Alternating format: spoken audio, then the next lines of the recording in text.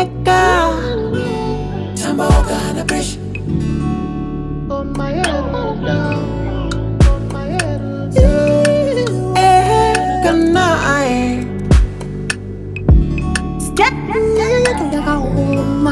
Batana yangu ugosiba mukatimo mune nzvimbo yako usanyepe kwene vanhu vemakuwa utia fitani ini munhu wako aiwandidi newe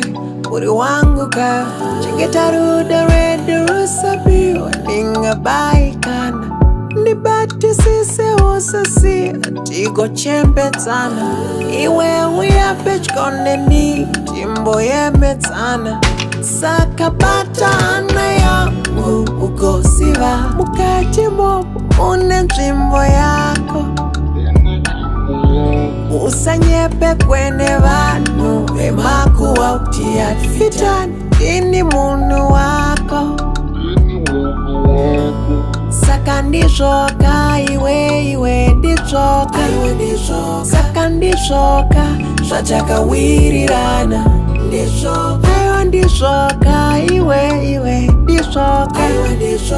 aiwa ndizvoka zvatakatenderana Ndoda kupakira mashoko erudo munzeve zvinyatsotapira kusvikira wava nechivera kana usipo ndosuwa wemahwe ganda rako vedu wezveshuwa nyakutanda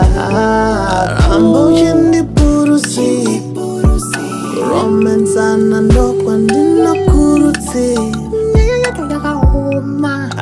ndizvoka iwe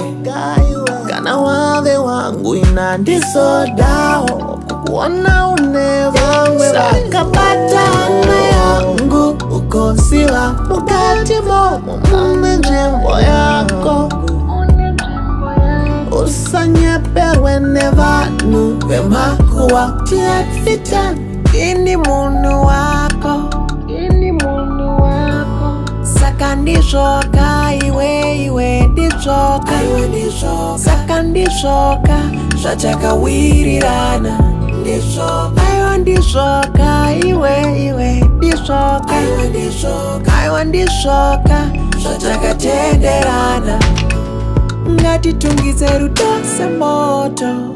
upenyu idamba kamwe chikafati ndikuzorambana ndogoda iwewe hatingatambe rudo seloto